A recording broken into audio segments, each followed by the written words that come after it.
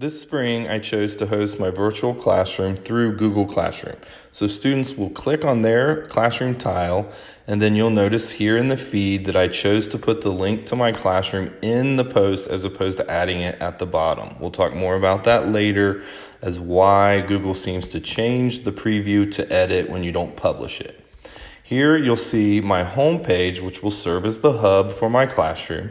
The whiteboard is changeable every day, so I'll start with my I can statement here at the top. Okay, obviously that will change with my lesson. I'll list the materials they'll need, and then I'll give them instruction at the bottom. Okay, the 4 house crests there are all separate. There's also a section for the Georgetown homepage and a link to Progress Book.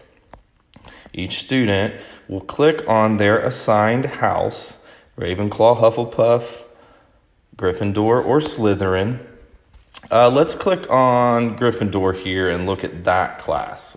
Okay, so each kid will be assigned a different house. This allows for differentiation within one classroom. Here on the blackboard, you'll notice there are different assignments. Each of the images on the right are clickable tiles. We'll talk about how to link material with those later.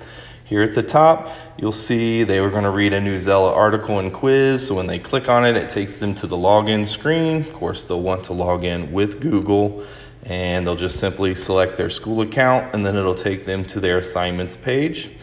There's some reading to do today here, Indebted and Norvell, and then a quick quiz, which I included on Google Forms.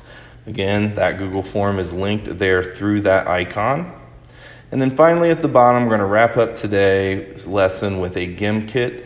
So this link will then take them to the join code screen. I can put that join code up on the actual whiteboard in my room, and then we'll play our game.